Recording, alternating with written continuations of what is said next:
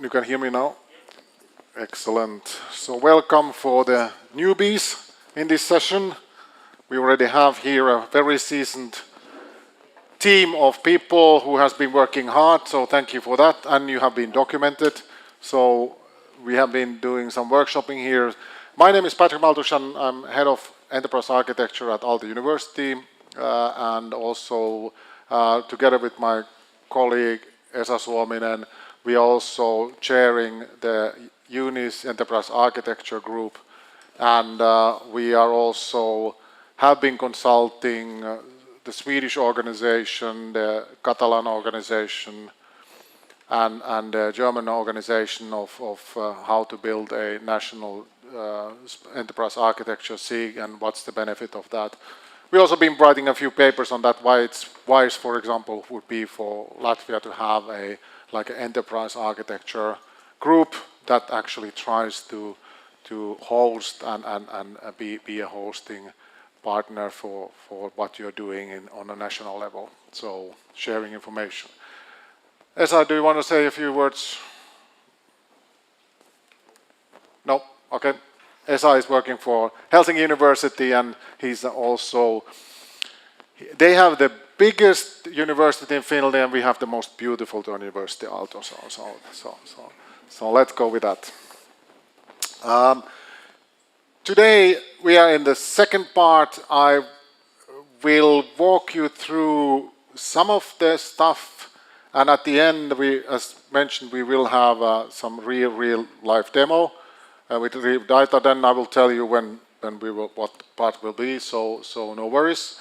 That will be that. But again, for those who are today new, just very shortly, the methodology behind here when we work is that first we start informing people, then we consult each other, that what we understand, then we start contributing, then we decide together what we will work on, and then we act together, so it's about doing together things, and at the end we decide that how we host the things that we work. That's really important. Otherwise you do not have a common way of working.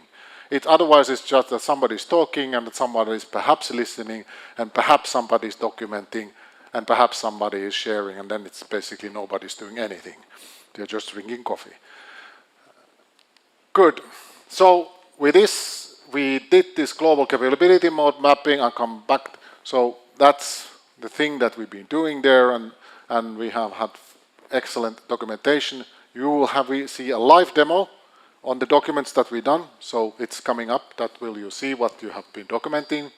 But I would want to come back to a very simplified, why capabilities in a way are interesting.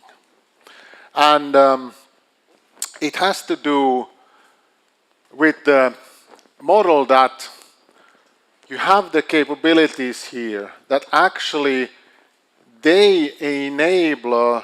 are enabling the value streams, the value the user perceives. And there is what is important that, and this is going to be an interesting discussion when you start discussing this, that are you hosting a service or are you hosting a channel? Does anyone dare to explain in public what's the difference of a service and a channel? Channel is a medium where you actually get connected to service. Yes. Phone or email, etc. Yeah. Is a search function on your intranet a service or a channel? It can be both. I agree. That's a bad question, but just testing you. Why I want to tell you this, because we argue a lot in my organization that should we put the service on our front page? Should we build the service on the front page? Should we have a service there? Should we have AI included on the internet page? And I said, no. We're not going to be AI on our internet. but we can provide a channel for AI to our internet. Or if someone wants to search, yes, we will not build a search engine on the internet, but we can provide a channel that you can use the search function inside the internet. And that was this very clear for you? I think everyone said, this is of course very clear. Trust me, every week I have this same discussion. We should develop a functionality on the internet. And then I ask you, well, is that functionality already somewhere available? Yes, okay. Then we are not building the internet functionality, we are building the channel that you can use it from there. And that's a huge difference. You're saving millions of euros a year if you understand the difference and you can talk with that we are not building new capabilities, we are just challenging the capabilities as an interface somewhere. And that is really a big difference. Because when you go through is that you need always to ask for whom are you creating value. So you should not have any services that don't have any value. Sorry, that's how it is. If they not bring to any, if you can't pinpoint who has value for them except for yourself, don't build them because it's only money waste. That's just the rule number one. What value are we created? That's why we use the value stream there. Think about what values you try to achieve. Then how should we create the value? What are the activities, organization? So you go through exactly through that. Where do we put the values in? What they should be? At the end, how do we realize the values? Do we build services, or do we actually then realize that service through a channel? And this is the core. If you can do this, then you are doing enterprise architecture already. Because this helps you really fundamentally to settle that what are we doing, to whom we are doing, how are we doing that, and where do we put the service, or is it a channel? That's really the fundament. This is what you really, if you can remember this, which you will get as PowerPoint, if you can remember that this is how you can easily build services, either as a national level or a local level, or a shared. This is basically the fundament of. And I don't take credit for this visualization. That's my dear colleague in Oslo Met, who actually, Birke, who actually when we were talking about working with them, she made this for her management to explain what a capability is and why we need capabilities and how that affects. So, but I took the liberty to copy that, and we have, which you understand that we are allowed to use. But I think this is the best representation on how the capabilities enable the rest value of the organization. This is a horrible picture, but this tells more than it shows. Okay, what are you seeing? You're not seeing anything because their text is so small. What we are trying to explain is that how everything is connected. And now the question is, I'm asking you, how are you managing all the connections between these ecosystems? I'll walk you shortly through. So, what we have identified is that we have, this is the teaching side, this is the research side, and this is the enabling side. So they go through. So what we can see, that we have certain value stream. We have learners, we have the degree program, and teachers value stream. And if you can pinpoint the value being in the center, then you know that you have to have three parties discussing on if your thing goes in here, then all these parties need to be part. If it's here, you have two parties. If you have here, it's also two, but it goes in here. So this helps you basically to map, for example, the system or the things you're doing. It will help you in there.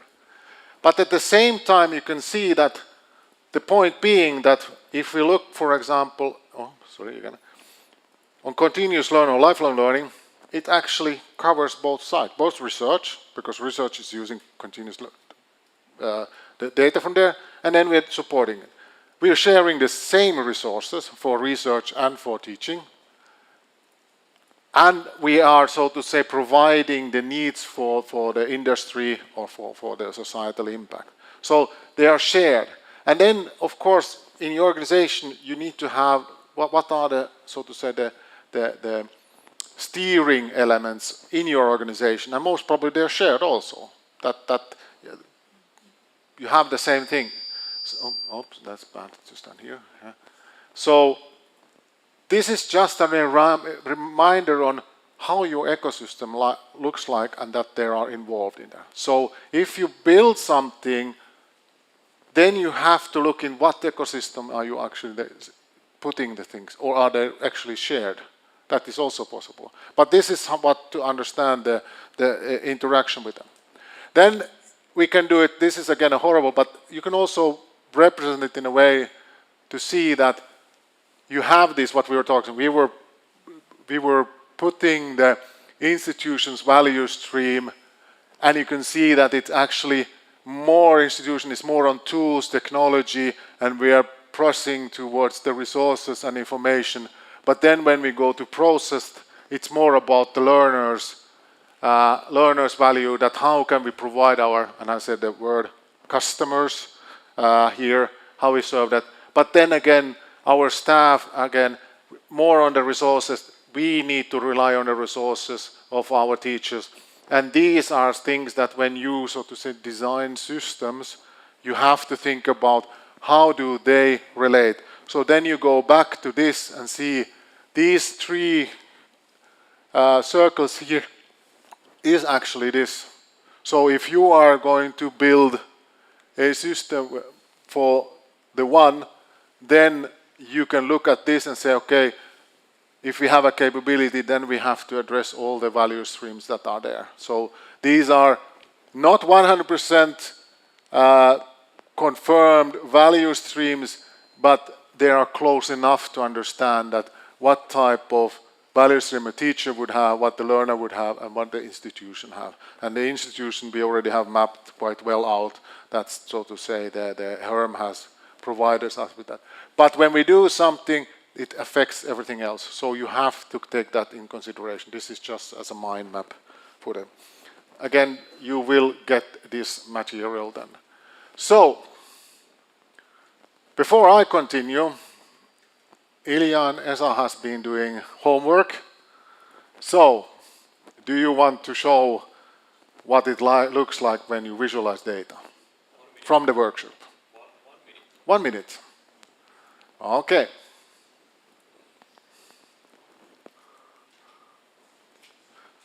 So I will mute myself. We will change. And this is now what I stress you. When you have the same data, then it's only about the visualization. Because regardless what you show, you're still building on the same facts. You're just showing them in different ways based on what type of story you want to tell. So, again, remember, fact is not the same as truth. Truth relies in the eyes of the viewer. So, but you do not have to look up more data if you have the data. You just start structuring them in different way, and of course then you have a huge responsibility that you interpret the data in the correct way. So if the data is there, it doesn't mean that you can fly it to the moon directly, but you might need it for building a HR system for that. So my presentations will based on the exactly structure, but we have added a lot of different visualization and a few data fields. So, and this model that you will get is all-inclusive, which you can add endlessly of data. But the other approach is that you take whatever system you have and you enter one field there. And you put the capability definition in that one field. Then you do not have to have an all-inclusive master data set. You have a data set, regardless how the structure is, but you just add the one capability, what it represents. Of course, it takes time to go through that, but it actually is very effective because then when you pull together the data in tools like Power BI, which builds then the relationship between the capabilities, you can actually show how it looks like. And I have a model for that, because we are actually implementing it that way. We do not have one master Excel. We have one master view which collects all the system, but we have implemented, for example, into our, and I will show how we've done that and where we have done that, and that will be then the part of the session, then how the data looks like, that we will cut the session for that. Sorry for those who are online. You will just see the structure, but you will not see the actual data. So there are many ways to implement it. So you don't have to have a master. You can start small, take a few systems, add a capability, and put them together and see what happens. So that's what we're going to do. This, what I'm showing here, is actually why you need to have a more structured approach. And this is actually what we learned at Aalto also, that how this goes. So first, you need to think about what you need to be consolidated. And the second stage is then that having consolidated, you need to enable them to work for the organization. And the third step is then basically what you have consolidated, you have enabled, then you start building really robust productization, that this is what we are now going to put in. And once you have done that, you actually jump then in the future needs, what we need to add there. Well, remember, this is a multifaceted approach, which means that not every area needs to be enabled or consolidated. You might be in different stages, but this is important. So you have to identify which system or which area is in what phase, because you have to do different things with it. And that is then the next challenge you would need to do when you build this capability view, that you might need to understand, is my area which I'm trying to do, in what stage is this area? Because most probably some are in this that you need to consolidate, but I'm sure you have systems and areas where actually you are having already a very high enabling phase, a very high productization, that you have done something. And so you have to understand in what phase you are. And this is something that you can build as a visualization also, that when you use the canvas and say this, you can say this area is in that color and that area is in that color, which helps you then to, so to say, understand what the difference impact or what the different investment needs to be, and what we need to do different. And I just tried to list our learnings on how it means, what are like the key activities there, that as a reminder for that. Then I will go, let me take that one. This is how we do that. So this is basically the whole row behind. So we are pulling in data from our strategic dialogue. The dialogue gives us the call for actions. So we read the dialogue, we have a call for actions. So that is done by 5,000 people. Every staff member is participating in that dialogue. So we collect the information, we manage it, our strategy leaders go through, and then we consolidate the strategy into we have 17 call for actions. Support means that every system we have, you were asking for who has the ownership, we document every system, almost every system, or every critical system at least. I will show you data from that, with who's owning it, what it is doing, where it's doing, who's supporting, what's the backup, who's the backup's backup, who's owning it, who's managing it, what it costs. That is, and that's the support system. And we have a ticketing system that actually then helps to manage this system. Then we have a project book. So all the projects that we are running are listed with the capability, what capability they're doing. So all then we have Jira, which is our task manager for our IT people. Not every Jira task has a capability, but the most important ones are tagged with the capability. that what they are addressing. And usually it either through a system, so if it's connected to a system, we know from the system database what capability it is, or they're just an hacker. Then we have the records, which is the Information Act. So every, okay, I'll stop here shortly. The Information Act in Finland means that you have to document how you operate, and then we have this legal approach of the records management. So any legal process in the university has to have a definition: who's signing, who's approving it, in what process and what system. I think you have something similar. That is a very good start point, that if you can map the capabilities there. And we had a very good relationship with our record management people. We introduced them to HERM and asked them that can we map our information mapping or information record system to the capabilities. And they were actually very glad about that, because we actually noticed that we were not documenting a few areas where we should have done, and I'm not telling which ones. So, but the capability actually helped us to understand that, we actually do not have a process here that officially documents something. It's not described because we could not map it. So we did it after that. So that was very helpful. And of course, the record management people gave us also very good input on how to describe the capability, because there has to be some legal, so to say, wordings that match the record management as the capability. So we got some good inputs from there. And then, of course, every integration has a tag. So we are tagging our integrations with the capability, system, data that it transfers, and integration is just, the capability is just tag. It's a tag on the data that what it's doing. And then from compliance point of view, we are having the data balance sheet. So the compliance basically then shows the data, where the data is, in what country it is, and it's a summarized version of the CMD database. These are again just visualization of the data that we already have. We are not trying to invent something new, we're just doing visualizations. And of course you need to have a structure which you build on. So of course we have then the enterprise architecture is the structure, how we support it. We manage some of the data we just build in. Instead of having an Excel sheet, we have a SharePoint list where we actually collect some of the data, or we build on top of it. And then the Power BI is actually bringing us the insights live. So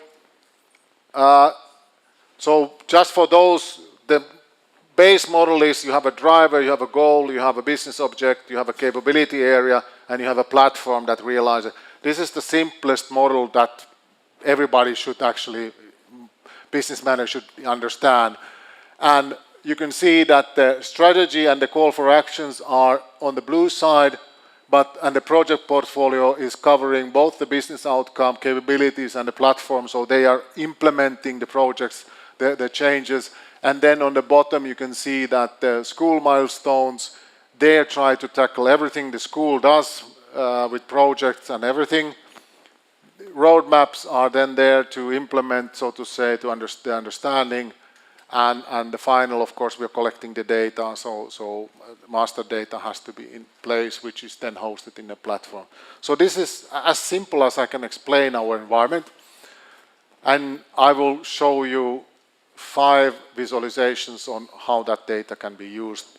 Not to be too bold, but just to give you inspiration what you can do with the same data, with a small addition.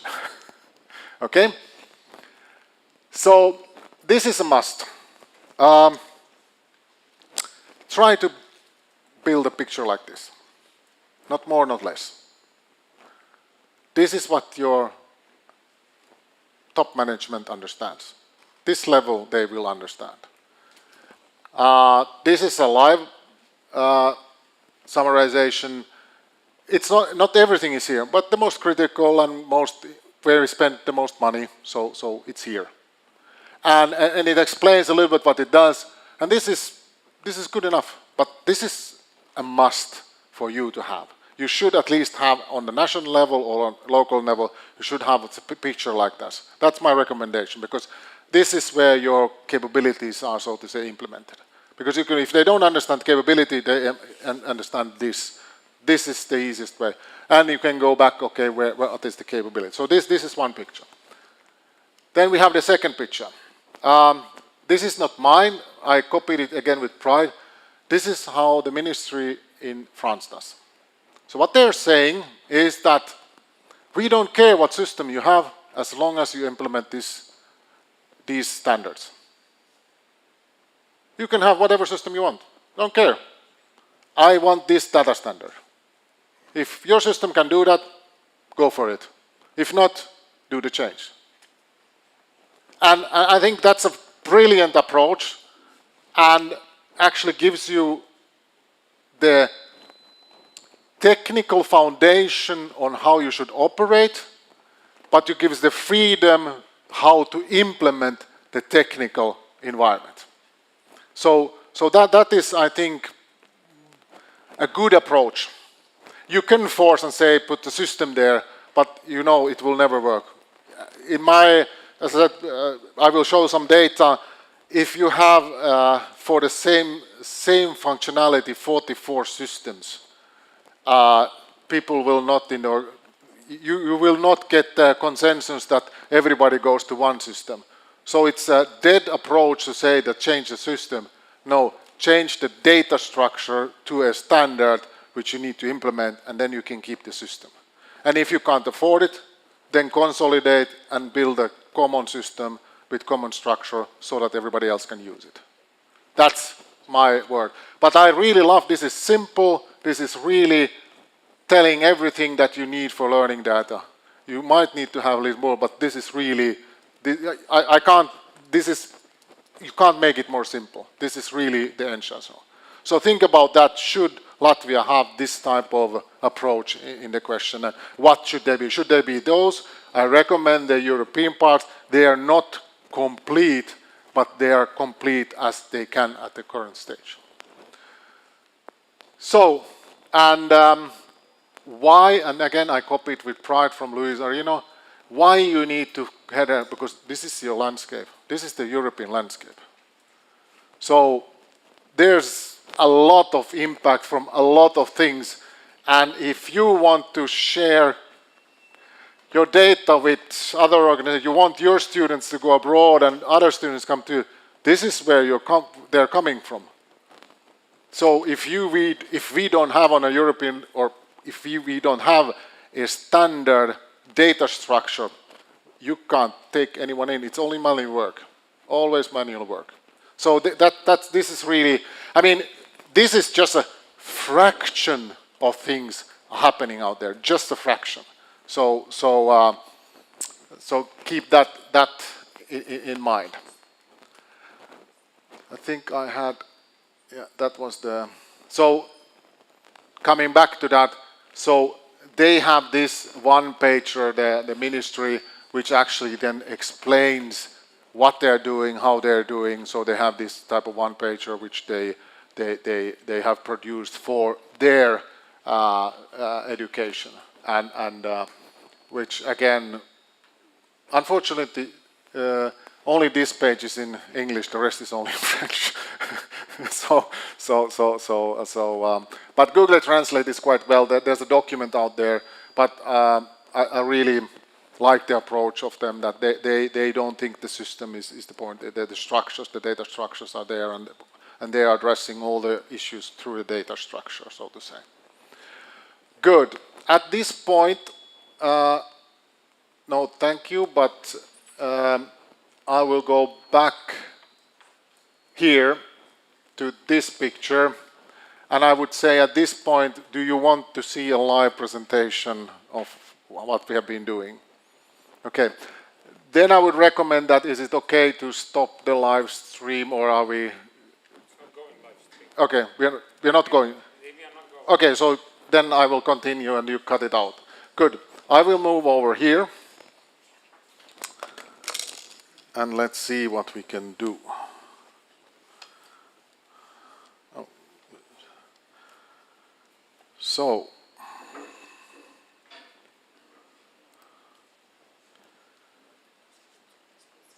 So I will show you different approaches of, again, remember, we do not invent the data.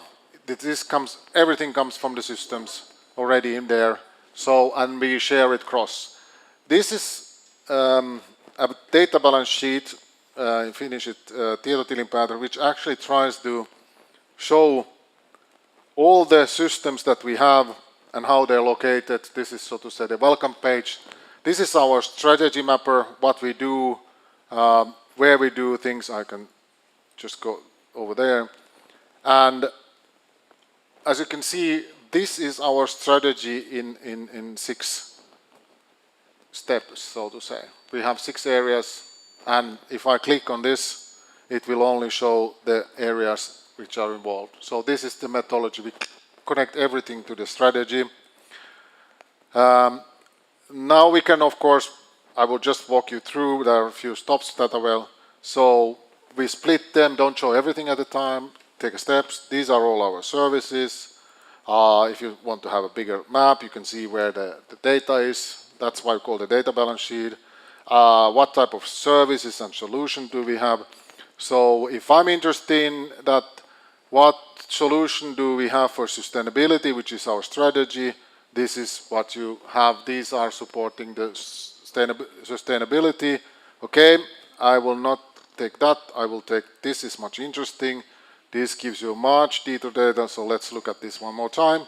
So we can see that we actually have only 2 systems that actually support the strategic initiatives of sustainability. But if you go back to research, then we can see that we have a little bit more systems that try to support the research in different. But of course, this is not so interesting because what do they actually do? And I will now, what we were working today on was this. That value stream type of thing. This is all the solutions, all the services, all the systems that we are providing for teaching and learning, or learning and teaching, depending on that. And of course, now can you go, what are the system services that we have in academic advice? So as the systems are connected to the capability, these are the systems that we, and you can see that there are systems that are across the whole part. But there are of course some that might not be in every box here. But for academic advising, we really have a system that covers all the specs here. If we go to enrollment, we can see that we have 2 systems, 1 solution process, 1 solution for admission, and we have 2 services. That's the digital teaching and student recruitment. That's the high-level solutions, services that we provide in that area. And we could go on and on, but this is how it's mapped then. So if you want to know more, we can do that also. But we can also again take everything onto one chart, which is then completely full, except for that I have activated here the, sorry for that, enrollment is away. And if I think on everything, this is how everything looks when you have a, and this is of course not readable. It's no way that this is readable. So you would need to, okay, I want like all the systems that are in EU. That's okay. That's still good. What do we have in Canada? Well, this is what we have in Canada. Canada provides this. Good. Student enrollment we just had. So it will. This is the services in another way. So these are the services that we provide in there. And this is again a completely different system where we collect the data, but we just add one capability, and that sums it up here. So this was the how you can look it from very different angles as it builds a relationship. Then perhaps you're interested in school milestones. How do we have 6 schools? One is one university. How can we, so to say, see and compare them? Well, we connect them to strategy and capabilities. So, oops, sorry. So here are like charts about how they are spread. So this might be interesting for the service directors. We can look at how these are connected to each school. We can see, let me see what's 2005. I'm just interested in, yeah, that's good enough. I can't find it. Let's see if I can find AI-related milestones. Yes, there seems to be AI-related milestones, so there's a free text search if somebody put something that in there. So again, same data, just structured and connected. You can group them by steering groups. What milestones need to be decided in which steering group, because we have the data, it's just a structured way. Let's look at the, I want to have a table. No, I actually want to have a graphical view. Okay, this is the graphical view. Let me take that schools, what do they do? Yeah, that's their targets, they're good. How does it look in the time table? These are what they're doing here. What's the timeline? This is how they're going to implement it.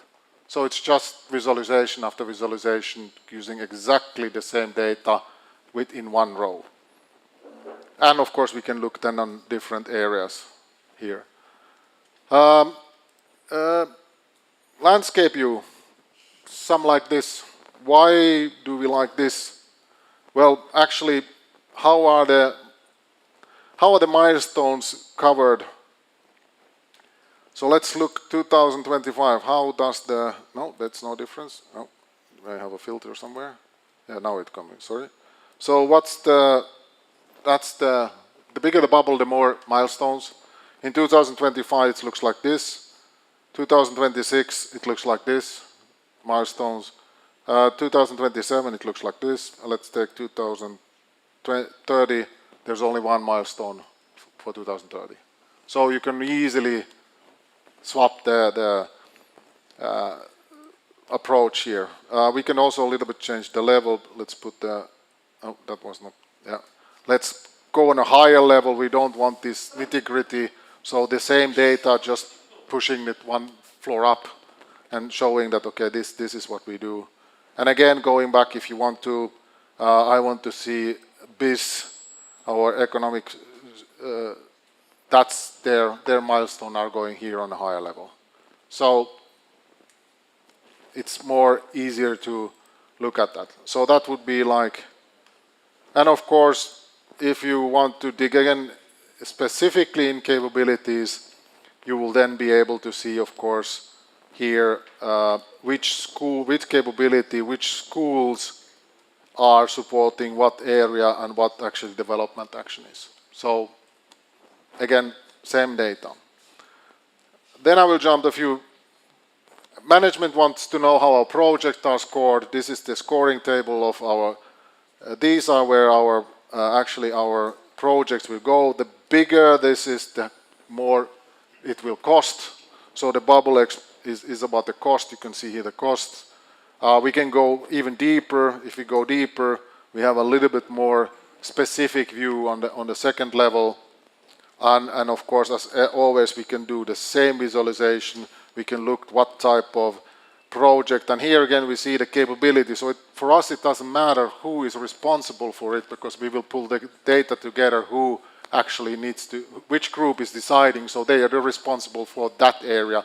Again, opposites to ESA's team that has a capability owner. We have sort of a steering group who owns the task. So they need to talk with other task owners if they're going to address the same capability. It's a workaround, but it depends again on how you want to do. So this would be done. And then, as you can see, we have a certain budget, which we do not, of course, want to be too loud about that. And then we have our digitalization roadmap, which helps the units to, and there, of course, you have to have really different viewpoints depending on with whom you're talking. But again, trust me, this is exactly the same data for every visualization. We just visualize it a different way. It's no difference in the data. So what can you can build this high level sorry if you're getting bored, but this is what we can show. So if our steering group wants to know what do we do to drive research excellence in the time frame where projects ends between 2024 and 2030, these are the projects that are ongoing for driving excellence. And we have here what they are. So if I want to drill through, I can drill here and see. Let me say that should no, it's not. Okay, it's not drilling through currently. Okay, then it's not. Sorry for that. The visualization. So, but you get the point. And of course, I have different what area, what capability, what's the responsible function, call for action, which is the strategy. So let me see. Reviewing educational offering, so that requirement. Okay, I don't have any data. Good. We are not doing that. Do we have anything for? No, we don't have there. Do we have there? Yeah, no, we don't have that. No, it's also not good because then I go back. Then I go back here and say, okay, let's look at from a different angle. Come on. So let's look for. Of course, we have the priority. If there's high priority, yep, there are some high priority programs. It's just a tag in the data, nothing else. So this is what you can. And then, of course, again, if somebody wants a 3 years perspective, you build a 3 years perspective. If somebody wants to print out something. If you want to build your own roadmap, go ahead. We have enabled so everybody can build their own. If they want certain data, you just put the criteria and print it out. So, because everything is an attribute, so you just ask for an attribute and it will produce because everything is related. This is the most used view. Roadmap impact view, that's our favorite currently. How our roadmaps have impacts and when it has. So if I take every project that will start from 2025 onwards, then these are the ones that are going to start this year and run and have an impact here. So that is basically and then of course I will not show the cost matrix, but we have not done for our president management team, we have done these. So if you want to know exactly how run cost and build cost is done, again, these are budgetaries. They are not actually project costs. They are budgetary.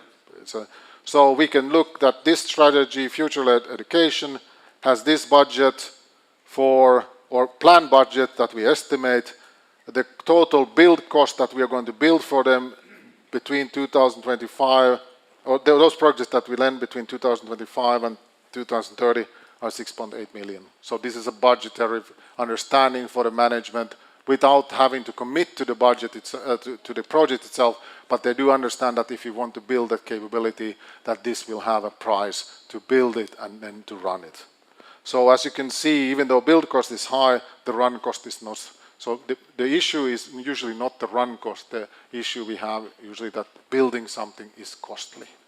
That's one learning. And so this, and then to compare everything, we have the unified view that all the different visualization we do, we try to make at least one that is compatible with every other association that we do, because here again you can look it from a capability point of view. So we will take here, let's take here advanced analytics, that's always good. So we can see that advanced analytics have 3 steering groups, research, enabling and cross-cutting, which for us goes then over many, and these are the things that they're going to be implementing or have to work, and we can see that what strategy it goes through. So everything is based on the same data from different systems, but just enabling one field of HERM capability that pulls them then together. So this ends the live demo presentation and open for questions or comments. Do you want it also budget or assign budget? Yes, but that's I'm not going to show you. That's something I have to save. So basically you can see that there is activity. Yes. Budget or not. Yeah. The project, I didn't show the project that deep. That has that prioritized project that has allocated real budget to run. That's where. Yeah, go ahead. Question, how do you organize that data? Is there some system behind, or it's just some spreadsheet or SharePoint-based storage? How do you collect all the data? Yeah. Strategy, goals, projects, and systems. Yeah. Good question. Let's start with the strategy. Strategy is a 30-page paper, which is summed by the strategy team based on 5,000 people's input during a 3 months' time, which is then condensed into 30 papers, and currently you have 17 action points that are then officially launched. So that's part of what we call our plan. So that is available on the internet. That is what we do. That's data we collect and put that into a list. SharePoint list, Excel list, whatever you want. And each call for action is a mandatory value for anything you do in the organization. So if you are doing a project, it's mandatory to map to some of that cover. The schools who produce about currently 300 milestones over 4 years, they have to map every milestone to a certain strategic item. That's also, unfortunately, also a PowerPoint / Excel / visualization, which we then transform into a SharePoint list so that we can keep track on the changes. And then we have, and the latest addition is now that we have provided the schools coordinator with the Power Apps, which they can, so to say, read the data, add comments, change, add. So their interface is not the Power BI, because they want to have an interface where they can put data in, comments and all, and they just want to see their own data. So we have for that. But whatever they put in, we get that back into the Power BI environment. The CMDB has its absolute own structure. So there we have an integration which pulls the data out based on the data that we want there.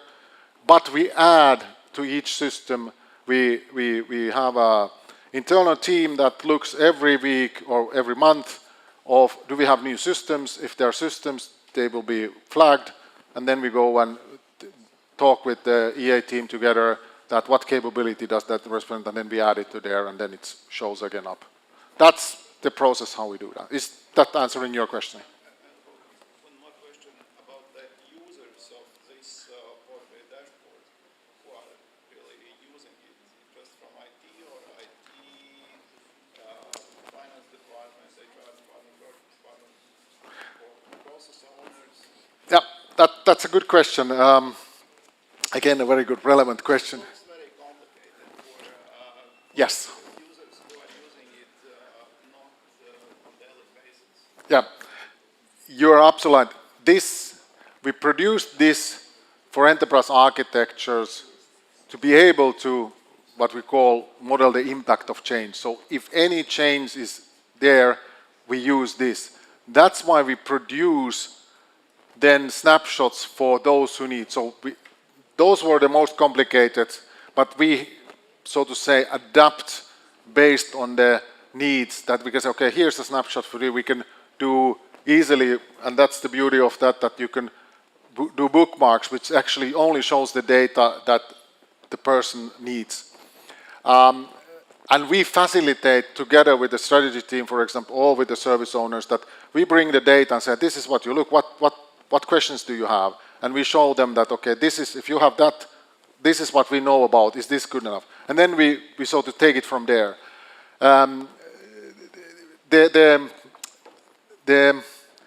the beauty, but at the same time the difficulty, because you have so much data and everything is related, it's very complex to understand some of the things. But that's why you need to have somebody who's responsible. I'm currently responsible for pulling things together, but I have a team of, or we are a team of 15 people who are more or less all the time active with this. So if I'm not there, anyone else can take that position, and we are very open of what data we take. But yes, it is. Yes, I got the comment that we don't understand what you're saying, and I get that. But that's the whole. To me, to be able, or our architects to be able to comment on what we have, we explain the data, so to say. You have to have somebody explain it. We should be in a situation where one slide should be enough, but as I said, we are still in the progress of productizing that part. And then, of course, we have university data, which is our management information team who supports the reporting for the leadership. But they are producing KPI information. So how we are doing, who's doing. We are producing impact. If you want to change, what's the impact? So that's perhaps the difference, why it looks different than that. It's not so simple. Yeah. There was a gentleman here in the corner. You had a question? Okay. Thanks. That's so. I think to follow up on that, like you showed against the centralized services, how do you integrate this, like this centralized services which come from like CSC into this? Yeah. That's a different visualization.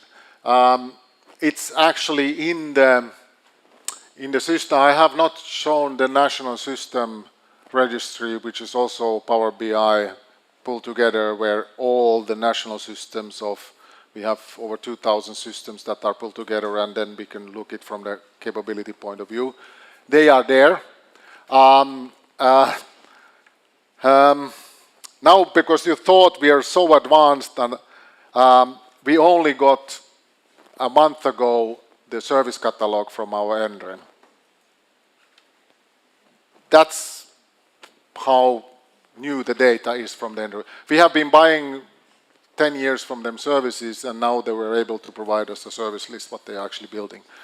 So, and we promised them that if they give us the data, we will do it in the model. So now we have implemented model. But it's only, NREN data is only 1 month old.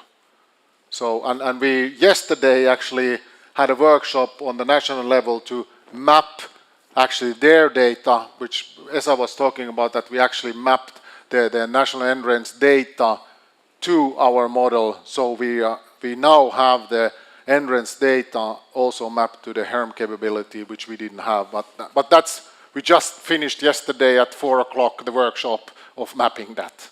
So that's how fresh the data is, basically. Any other comments? Esa, perhaps? Patrick, how do you think about HERM model? Why it is important in higher education sector? How we, as a university or in national operator, why we need to implement it? A good question. Does anyone want to answer in this room why it would be important for you? Or has you got an idea what could it mean for you? There's no wrong or right answer, so don't be shy to answer. It's like a framework for the process. If we are talking about digitalization, we need to choose a framework that cover all the process. So this is good framework where defined all the objects, and we can put it together. Yeah, that's yes, and that is actually, it is a framework that I think, I've been working in the telecom industry 15 years and in some other industries. They have had this type of frameworks already in the 80s, which they have tried to display what are the core functions in the industry and how we do that. Why have they done that? Because if you're trying to procure a telecommunications system with a customer service, with all the technical features, you most probably will not be able to buy the system from one single vendor. You have to, so to say, split the functionalities into different areas and then try to optimize that, okay, we will buy that system and that functionality from those vendors, put them together, and they need to work. So we have to understand with a common language that what I'm buying from that company and what I'm buying from that company. Well, in the HERM model, we are not buying anything, but we are providing services. So now we have to figure out that what system need to coexist doing the exact same thing in 3 times. So now the question is that should we consolidate it in one, or are they actually so special, even though it's same capability, but are they really doing something really special that we have to have 3 different systems that do this in the same area? And that's the beauty basically there. That it makes you think that if I put it here, are they different or are they same? And you do not have that thinking process if you just look at the system name. That's my approach to that. That it enables you to speak a universal language. You can put systems, process, whatever in the same, because it is a coherent environment, but it will not tell you how to operate. It will just tell you we have these systems and they belong in this area, but we are not trying, we don't know how they operate with each other until we then start mapping them closely. Did that satisfy? Yeah, can I follow up on this exact thought? We have Agri Tekio provides director for research at the Riga Strategy University and also involved in this whole building the joint and shared systems. And we at our level have been discussing with colleague from Riga Technical University whether the HERM is the system, or maybe there are, or the way of approaching, whether there are better ways, alternative ways, and can you comment on this, why you are kind of advocate and fully immersed in this system, and why did you choose it over something else? Yeah. 2013 we developed our own capability model in Aalto. We ran it for 3 years, and we understood that we don't understand what a capability is until we came across the capability model, which we thought was good enough or better to explain what we actually do without having to discuss the organizational background of who owns and does what. So it took away a pain point that we had before, that everything we'd done before was based on organizational hierarchy, which is absolutely, pardon my French, crap when you do enterprise architecture, because you need to find out how your process go across your organizations, and we were all the time ending up with the same thing, that we were designing the organizational responsibilities, not the institutional required functions and process and activities. And that was the big aha moment, that the capability actually can solve this approach.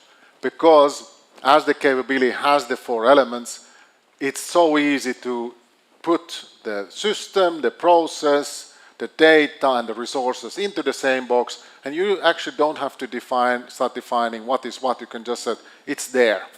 And then once everybody agreed, yes, it's there, as we have here, yes, it's there, then we can start talking about, okay, are you now want to address the process, and perhaps you the data, and you want to have the technology part, and yes, then we start talking about the same thing without thinking about, is this an HR issue? Yes, it might be, but at the point we are starting, we're just talking about everything else except who, so to say, will then pay for the change or who will be managing this change. Because that's what the capability model. And of course, the capability has now extended that it will also try to cover the application reference model, data reference model, and then the technical reference model. But I will draw something. Perhaps that explains better, but they are really good questions.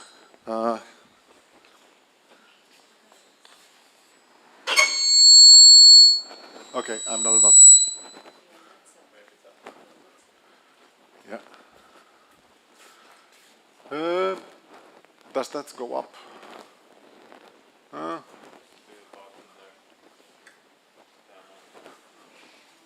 can try to help. I'll take the.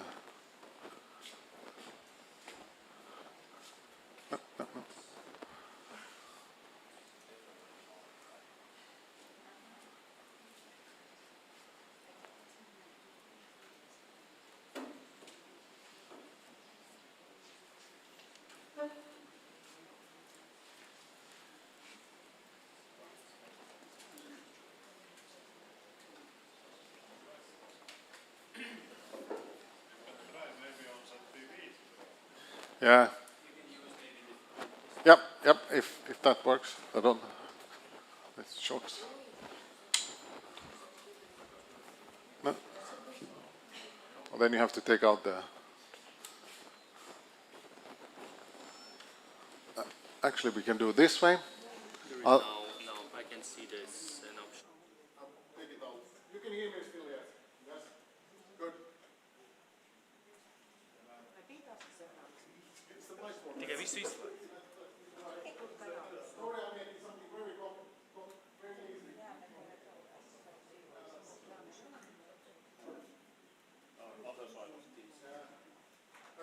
Okay, let's go. So,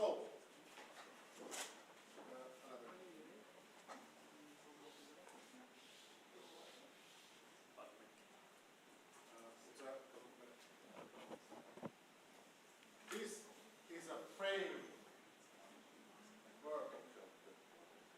As it says, the framework says that we are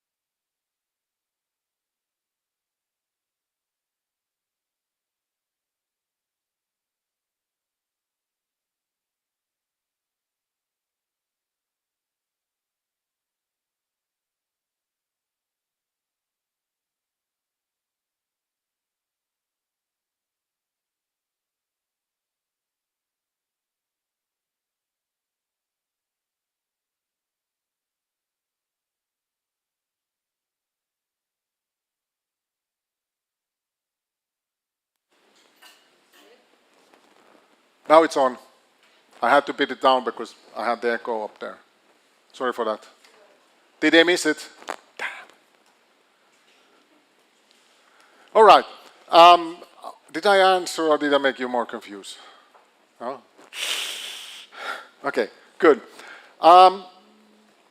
Yes, I think we are at the end of the day.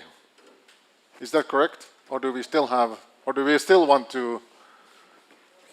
10 minutes. 10 minutes more. Okay. Do you need more convincing? Okay. Before we end the day,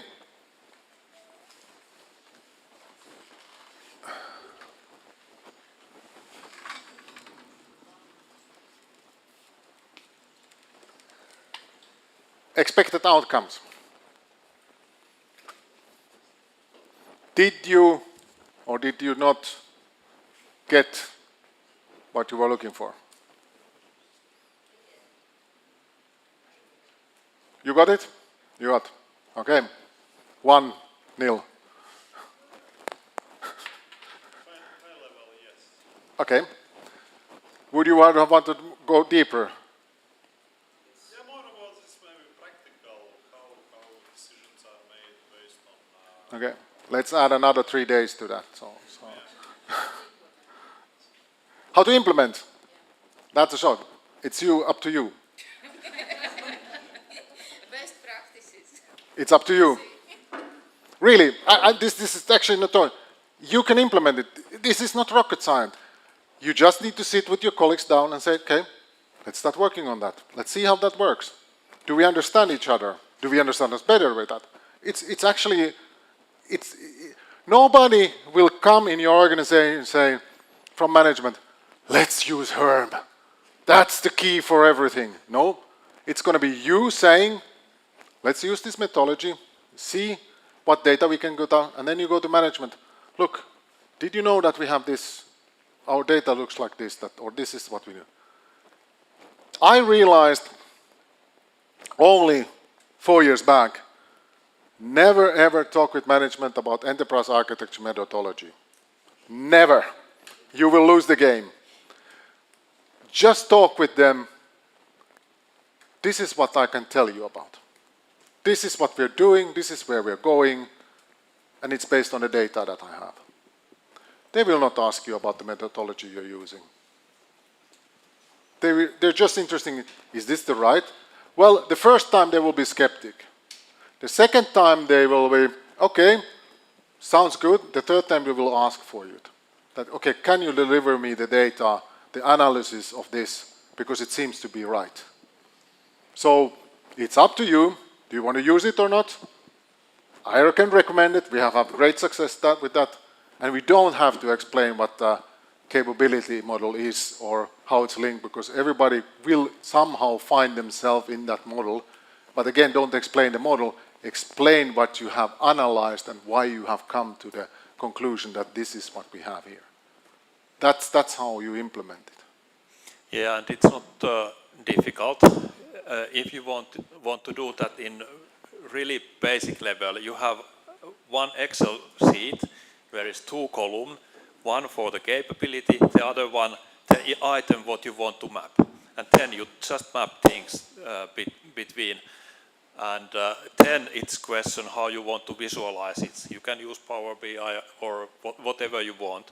And if you want to use, for example, PowerPoint, the basic way to handle that is that you just take a capability map and pinpoint issues over the map, and it works.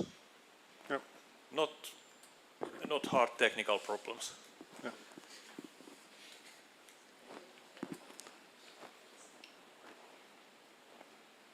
There's still a few tags there, so you think others, are you getting there? Something you expected, or didn't you expect anything? Yeah? Good. So what will you take out of this meeting? So that is your last exercise. I know people hate this exercise. Gartner uses this a lot in their symposiums, and I'll use it also here. Please write on one of the papers what's the next thing you're going to do on implementing this, or what is the use case you're going to try to use this. You can share the information with us, you don't have, but write it on the paper and then stick it to your screen and come think about it, and don't take it away until you have done it.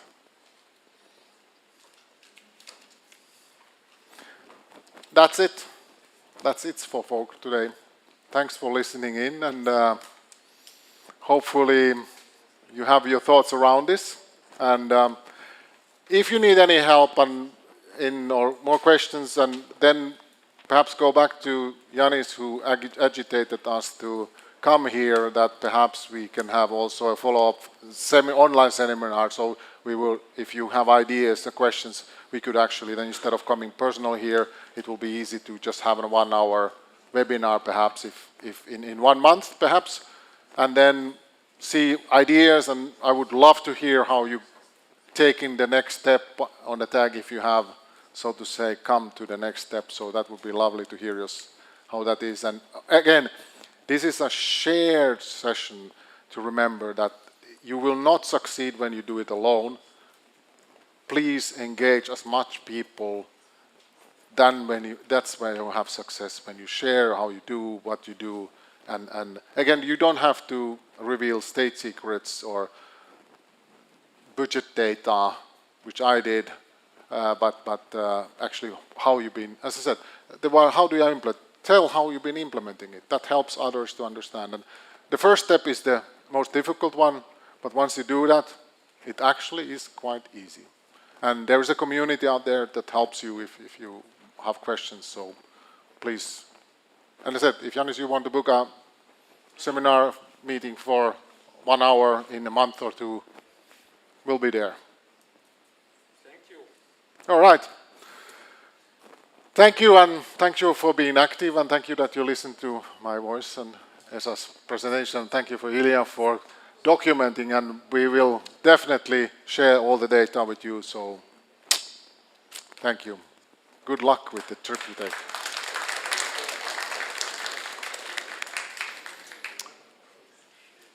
So, are we good? All right. One more session. Yes.